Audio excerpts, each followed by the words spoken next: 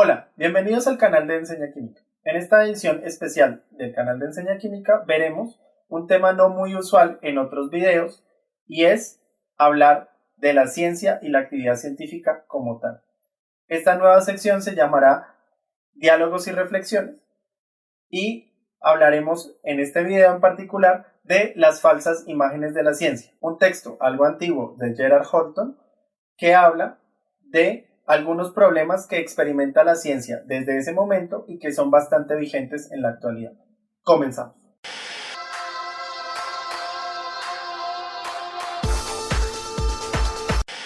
Como ya mencioné anteriormente, este video se inspira en un texto de Gerald Horton que se titula Las falsas imágenes de la ciencia. El objetivo de este video, y para eso desplegaré la caja de comentarios, es que se dialogue acerca de cuáles son las falsas imágenes de la ciencia que ustedes conocían o que han experimentado en su vida, y también pues que este video sirva como insumo para realizar dicha discusión. Yo ahora soy un man reeducado, soy un pedagogo reeducativo, trabajo en pedagogía reeducativa, soy el rector de un colegio. Comencemos con la primera frase del texto de Gerald Horton, que es realmente una de las más importantes. Dice Gerald Horton en su texto: entre las influencias que dan forma a los actos del hombre, ninguna es más poderosa que las imágenes que llevamos en nuestro cerebro. Es probable que cada objeto evoque en nuestra mente una imagen específica, hecha de información concreta, datos inexactos, leyendas populares, deseos y prejuicios. Como podemos ver, las imágenes que menciona Gerald Horton están asociadas fuertemente a definiciones o significados que cada persona le da a un concepto específico, en este caso la ciencia. La primera imagen que describe Gerald Horton en su texto es la iconoclasia. La iconoclasia está definida por la Real Academia de la Lengua Española como doctrina religiosa que rechaza el culto a las imágenes sagradas, o actitud de los que rechazan tradición heredada y la autoridad de las figuras que representan dicha tradición. La iconoclasia se define a partir del griego aikos, que es imagen o ícono, y clasis, que es acción de romper o ruptura. Dentro de las imágenes de la ciencia, la iconoclasia o iconoclastia es una de las que más prevalecen en la actualidad. Esto se debe al origen de la ciencia moderna por los albores de la Ilustración, en la cual la ciencia tuvo que entrar en conflicto con las doctrinas religiosas del catolicismo en Europa. Observaciones como las de Giordano Bruno, Galileo Galilei o Nicolás Copérnico estaban totalmente en contra de lo que se enseñaba en ese momento, que era la doctrina cristiano-católica en Europa, y que lo que generó es un antagonismo entre las doctrinas religiosas y las teorías o conocimientos científicos. No obstante lo anterior, la iconoclasia no significa una guerra entre ciencia y religión. La iconoclasia implica algo mucho más sencillo y más profundo que pensar en una guerra entre científicos y sacerdotes. La iconoclasia implica un sentido crítico, implica el cuestionamiento hacia cualquier cosa que esté establecida. La misma ciencia, para progresar, se cuestiona también a sí misma. Y es ese cuestionamiento que menciono el que hace la principal diferencia entre ciencia y religión. Mientras la ciencia se cuestiona a sí misma, es plástica y cambia constantemente en la medida en que se acumulan evidencias o hechos experimentales nuevos, la religión es una constante y es dogmática, es decir, ahí las doctrinas están sólidas y firmemente establecidas y no son susceptibles de cambio. En la ciencia existe algo bastante importante y es la validez de los conocimientos científicos. Los conocimientos científicos no son ciertos ni son falsos, simplemente existen teorías que son vigentes y teorías que han sido refutadas. Las teorías que son vigentes son las teorías que hasta ese momento tienen poder explicativo y predictivo sobre los hechos que acontecen en la vida real. Las teorías que son refutadas, por el contrario, son aquellas que incurren en cierto tipo de contradicciones lógicas o que en su defecto ya no explican los fenómenos que pretendían explicar. Ejemplos de teorías refutadas, por ejemplo en la química, encontramos el flogisto, Sin embargo, puede suceder que hayan nuevos fenómenos que aún no hayan sido descubiertos y que constituyan anomalías. Estos fenómenos que constituyen anomalías son bastante importantes para el crecimiento de la ciencia, ya que eventualmente se empiezan a acumular el número suficiente de anomalías como para generar un cuestionamiento sobre la teoría que hasta ese momento es vigente. Un ejemplo sencillo nos lo da la física. La mecánica newtoniana fue creada por Isaac Newton y explicaba hasta cierta medida el movimiento de los cuerpos celestes. Sin embargo, luego de 2 siglos de observación, empezaron a aparecer anomalías con respecto a los resultados que predecía la teoría. Estos hechos anómalos que presentaba la teoría de la gravitación universal fueron los que dieron pie a un cuestionamiento de esa teoría y a la formulación de una teoría más amplia que permitía abarcar a la teoría de Newton y que adicionalmente explicaba esos hechos anómalos que la teoría de Newton era incapaz de explicar. Esa nueva teoría es la teoría de la relatividad planteada por Albert Einstein a comienzos del siglo XX. Las consecuencias de la teoría de la relatividad son, por ejemplo, el cambio de la definición de espacio y de tiempo. También encontramos la predicción de fenómenos hasta entonces desconocidos como la existencia de agujeros negros y otros objetos celestes que no habían sido descritos hasta la fecha. Por tal motivo, la iconoclasia, que es ese cuestionamiento hacia la autoridad o hacia cosas que ya habían sido dadas de forma previa, es súper importante para las ciencias, ya que permite que en la medida en que se acumulan nuevos fenómenos y nuevos conocimientos, se pueda llevar a cabo el cuestionamiento sobre la validez de las teorías que pretenden explicarlos o predecirlos. Otra imagen bastante difundida de la ciencia es la de la perversión ética. Esta consiste en la concepción de que los científicos son perversos y buscan a toda costa la destrucción de la humanidad. Dentro de esa imagen errada encontramos también la de los científicos locos que viven así aislados de la realidad, metidos en su laboratorio haciendo experimentos raros e ininteligibles para el resto de las personas. ¡Mira! ¡Mi Nemo Inador! ¡El creador de montañas en un agujero! Esta percepción del científico loco o de la perversión ética de la ciencia es debida no tanto a la actividad del científico. El científico simplemente es una persona a la cual le llama la atención un fenómeno o un tema particular y dedica su vida o parte de su vida a investigar sobre ese fenómeno. Esta concepción se debe a factores políticos, económicos y culturales que hacen parte de la sociedad en la cual el científico está trabajando. Hay que decir una cosa importante: los conocimientos científicos son neutros desde el punto de vista ético, no tienen ninguna implicación moral o ética. Sin embargo, son las aplicaciones de esos conocimientos los que sí pueden llegar a tener implicaciones no solamente científicas y tecnológicas, sino también implicaciones sociales y morales que son bastante importantes. Otra cosa que hay que adicionar acá es que no son los científicos los que deciden qué se va a hacer con ese producto.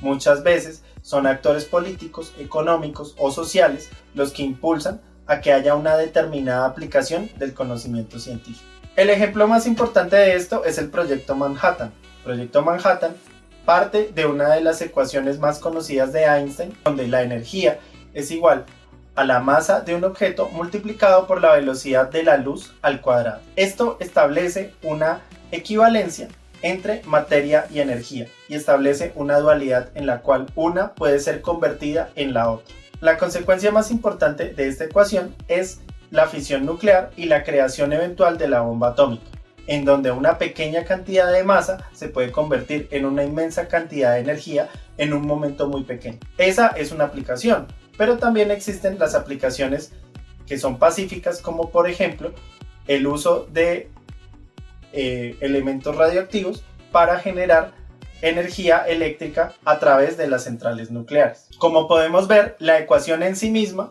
no tiene ninguna implicación moral. La implicación moral viene dada según la aplicación que le dan las sociedades o las personas. De allí que la decisión de utilizar la ecuación para generar energía o para destruir ciudades enteras no está en manos del científico. Una imagen derivada de la perversión ética es la del desastre ecológico.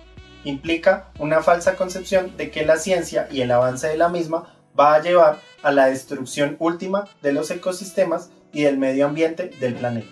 El destructinador en aerosol de la capa de ozono. Lamentablemente, algunos desarrollos científicos, como por ejemplo los motores, los pesticidas y algunos procesos industriales, han llevado a un alto grado de degradación ambiental. Sin embargo, la sociedad actualmente trabaja en corregir falencias en procesos existentes, en utilizar, por ejemplo, de una mejor forma los recursos, optimizar el uso de los mismos, también usar residuos derivados de algunos procesos para evitar este alto grado de degradación ambiental. Otro ejemplo también es el uso adecuado de la energía. Se busca el uso de energías renovables como la solar, la eólica, la geotérmica, mareomotriz, entre otras, en vez de utilizar energías derivadas de combustibles fósiles. Dentro de esa optimización energética encontramos también la reducción en el uso de esos combustibles o en el uso de las fuentes de energía. De aquí que esta imagen falsa de la ciencia pierda su validez, dado que la investigación constante en nuevas alternativas, en nuevos procesos o en el mejoramiento de los ya existentes es lo que va a permitir evitar una catástrofe a nivel global y ambiental. De igual forma, nos va a hacer más conscientes a las personas de las diversas consecuencias que tienen las acciones que llevamos a cabo diariamente sobre nuestro entorno. Otra imagen relacionada con la anterior de la destrucción ecológica es la del aprendiz de brujo, que justamente habla de la consecuencia del poco control que tenemos los científicos acerca de los descubrimientos que hacemos. Gerald Holton cita lo siguiente: se considera la ciencia como éticamente neutral, pero como el aprendiz de brujo, el hombre no puede comprender este instrumento ni tampoco controlarlo. La mejor manera de controlar lo que se encuentre por medio de la ciencia es justamente que los que nos dedicamos a hacer ciencia estemos plenamente conscientes de al menos un número determinado de posibles consecuencias que tienen estos hallazgos, y también que se haga una adecuada divulgación al público para que las personas conozcan eventuales consecuencias de los conocimientos científicos. La educación en ciencia y el conocimiento en este sentido es muy importante, ya que es la herramienta que le permite a la sociedad en su conjunto hacer un control efectivo sobre el conocimiento científico. Finalmente encontramos las dos últimas imágenes descritas en el texto de Gerald Holton: el cientificismo y la magia. Definamos cientificismo según lo que menciona la Real Academia de la Lengua Española. Cientificismo: teoría según la cual los únicos conocimientos científicos válidos son los que se adquieren mediante las ciencias positivas. Segunda definición: tendencia a dar excesivo valor a las nociones científicas o pretendidamente científicas. Con respecto al cientificismo, una de las características más comunes de esta falsa imagen de la ciencia es el afán de clasificar las cosas como científicas o no científicas. Simpson, por todos sus años como técnico nuclear, lo pondremos en un submarino nuclear. Atómico. Se dice atómico. Bueno, como sea. Atómico. Esto se debe principalmente a una fe desmedida en las actividades y progresos de la ciencia, y también a la identificación de la ciencia con sus aplicaciones tecnológicas, muy difundidas y conocidas en la actualidad. También esto se relaciona con una de las imágenes que mencionamos antes, y es por el tema de quién es el que financia o quién es el que patrocina las actividades científicas. En la actualidad, mucha de la investigación que se realiza es actividad científica aplicada, es decir, busca una aplicación o un nuevo desarrollo tecnológico. Aproximadamente solo el 10% de la ciencia que se realiza en la actualidad es ciencia básica, que es la que busca generar un entendimiento profundo de los fenómenos. El cientificismo también está muy asociado con la siguiente imagen, que es la última que menciona el texto, que es la magia. Y es por el hecho de que la actividad científica es muy desconocida para las personas que no están involucradas en ella. La magia se refiere a una fe desmedida en la ciencia, de modo tal que se cree que no existe limitación posible a lo que puede hacer un científico. Sin embargo, esta imagen es completamente falsa, dado que las limitaciones y las restricciones de la ciencia son de carácter lógico. Es decir, si existe contradicción, ya no puede hablarse de algo que sea científico. Por esta razón, no es válido ni es correcto colocar al científico al mismo nivel de un mago, ya que el científico no lo puede hacer todo ni lo puede lograr todo. Justamente esta imagen de magia y la imagen anterior del cientificismo se deben a la profunda ignorancia que tiene la sociedad en general sobre la actividad científica, sobre el quehacer del científico y sobre las consecuencias del quehacer científico. Nuestros programas de concurso son diferentes a los suyos. En sus programas se premia el conocimiento. Nosotros castigamos la ignorancia. ¿La ignoqué? Esto es algo que la ciencia puede resolver, pero no por sí misma. En este caso, se requiere de la educación para lograr que las personas comprendan no solamente los conceptos científicos y sus implicaciones en su entorno, sino también que le permita generar un control o una retroalimentación a la ciencia. También le permite a la sociedad en general manejar un lenguaje básico que le permita entender los fenómenos que ocurren en su entorno y cómo ellos, a través de las acciones diarias, pueden cambiar consecuencias graves a futuro, como por ejemplo encontramos con el surgimiento de nuevas enfermedades o con los daños que están ocurriendo en el medio ambiente. La adecuada educación en ciencia lo que va a evitar es la aparición de personas con actitudes de mago, lleguen con verdades a medias o con conocimientos científicos que han sido sesgados o que utilicen teorías de lo que ellos consideran que es científico, empiecen a especular o a dar nociones erradas sobre algunos fenómenos que ocurren en la vida real, o a difundir verdades a medias como le funcionó a mis hijos, le funcionó a mi amigo, le funcionó a mi tía, etc. Algo que es bastante popular en estos días. Si les gustó este video de las falsas imágenes de la ciencia, los invito a que le den like, a que se suscriban al canal, a que comenten de forma educada y atenta en el botón de comentarios, y muchas gracias a todos ustedes por su atención. Si te gustó este canal, por favor, dale click al botón de suscribirte y activa la campana de notificaciones. También síguenos en todas nuestras redes sociales. Nos vemos en el próximo video. Hasta luego.